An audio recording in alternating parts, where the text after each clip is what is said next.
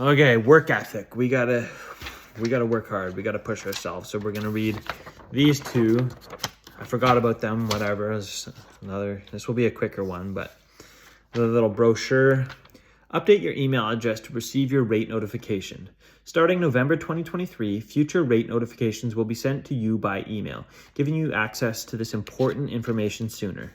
To confirm that your email address and account details are up to date, sign up or log into your employer online services account at WorkSafeBC.com/online services. Once logged into your online services account, select Manage My Account, located under the Insurance tab. Then select Update Your Address and Email Communication Preferences to manage your email preferences for your insurance account. You have technical issues, you can call their IT support desk at 1-888-855-2477. Did you know you can complete almost all your transactions with us online? Log into your online services account 24/7 to conveniently manage and access these features. Features like payroll reporting. Report your payroll, make payments, and update your address. View rate information. See your rate notification letter and rates, including your discount or surcharge. Secure payments. Conveniently and securely pay your premiums by their due dates. Immediate clearance. Most firms can view their updated clearance status immediately after reporting and making a payment. Helpful phone numbers, Employer Service Center, 1-888-922-2768. Teleclaim Call Center, 1-888-967-5377. Health and Safety, 1-888-621-7233. Now this is a pretty user-friendly paper. Completing your annual payroll report and payment.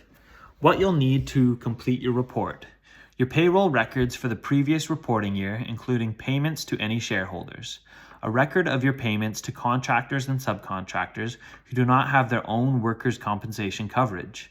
Payroll records and invoices from subcontractors. If you plan to take deductions for GST or equipment. A credit card or your bank account information if you want to make a payment online. Key things to remember as you report. If you have questions or need assistance with calculating your assessment payroll, view Practice Directive PD5-245-2A at WorkSafeBC.com. Alternatively, please contact our Employer Service Center team at the numbers noted on page 2. If you need to cancel your account, please complete the form at WorkSafeBC.com/account cancellation. Please check your address. If it's incorrect, you can easily change it by going to WorkSafeBC.com/online services and logging in or creating an online services profile. If there's an error on your form or the classification does not reflect your major business undertaking, please phone our Employer Service Center team. If you have assigned multiple classification units or have 2 or more separate companies with common controlling shareholders but different classifications or premium rates, please download the resource at WorkSafeBC.com/proration-guide. You must file the annual payroll report and payment, even if your payroll is 0 or your business was sold or permanently closed in 2024. If you don't report your payroll by the due date, we will estimate your annual payroll and charge a penalty. Please see the back of the report for information on penalties. If we have to estimate your payroll, you will not receive any future discounts for which you may qualify, nor will you qualify for clearance status of good standing. We may ask to examine your records, so you need to keep your payroll records, reports, and any worksheets for at least 6 years. There are many ways to submit your report and make your payment. Online, visit WorkSafeBC.com and log in or create your online services profile to report and pay. You can easily see your previous account activity and make payments either by credit card, from your bank account via direct debit, or through your financial institution's online banking. Or use our Fast File and Pay application to report and pay online. Go to WorkSafeBC.com/report and pay and follow the prompts in the Fast File and Pay section. If you'd like to see your detailed account information, you'll need to log in or create your online services profile. Most employers who pay through our online services will be able to see their updated clearance status immediately. If you report online, you do not need to send us a hard copy of your payroll report. Other methods. If you're not able or don't want to submit the report online, you can mail the form in the enclosed envelope. If you are not interested in paying online, you can pay at your financial institution and mail the form in the enclosed envelope. Please remember to include your e-banking number or attach your payment stub from the... Sorry. I don't know. I think it's because I'm hot. It's getting so hot that I gagged. Please remember to include your e-banking number or attach your payment stub from the payroll report form. Okay, there's a lot of writing on the back. It's going to be like a 10-minute video. Tips for calculating assessable payroll. Wages and salaries. Include gross payroll earnings, commissions, holiday pay, sick leave pay, leave of absence pay, management fees, bonuses, allowances, tips, other remuneration before deductions, and payment to a worker by any other means, example, piecework. Report earnings of all workers, including casual labor and administrative and management personnel. Do not include payments made to an independent operator. Shareholders' earnings. Include payments to shareholders, principals, directors, and officers of a corporation who are active in the business. Shareholders are considered active if they receive T4 slips, management fees, or stock options, or have executive management or signing authority. Dividends, bonuses, shareholder draws, and other forms of payment should also be included if they are paid to an active shareholder as remuneration. A sole shareholder of a private company is deemed to be active.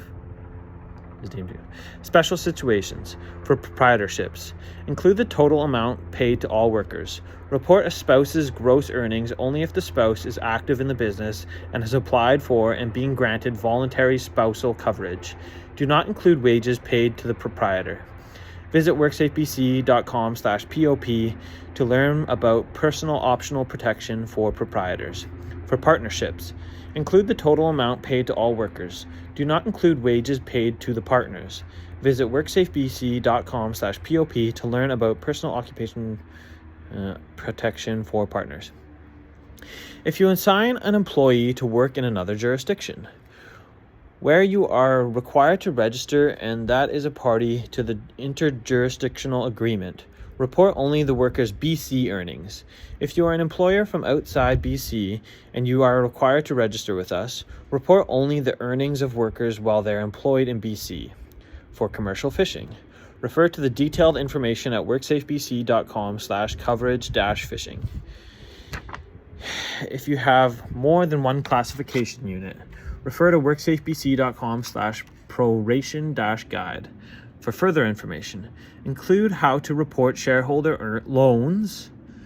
Refer to Practice Directive PD5-245-2A at WorkSafeBC.com/PD52452A. Payments to subcontractors. Include payments to contractors and or subcontractors only if you're responsible for paying premiums for the company's coverage. Generally, you should not include subcontractors who have supplied all major materials, including materials necessary to complete the job, such as lumber, shingles, tile, or cement for building construction contract. For a set contract price, report the full contract amount for subcontractors who supply only labor, or labor plus minor materials, example, nails, drywall tape, putty. See WorkSafeBC.com/coverage-contractors for more information. If an unregistered contractor supplies equipment such as trucks and bulldozers and the equipment is specified on the invoice, you can deduct the appropriate equipment allowance. See WorkSafeBC.com/equipment-allowance to learn more. You may also deduct GST if it is specified on the invoice. Refer to the worksheet on page 5 of the guide at WorkSafeBC.com/payroll-guide for more information. Excess earnings for shareholders, workers, and subcontractors. For 2024, we insured payroll up to a maximum of $116,700 per worker or active shareholder. If any of your workers exceeded this amount, you may deduct earnings above this level. You may also deduct excess earnings for payments made to subcontractors. If you have the subcontractor's payroll records showing the company's total earnings,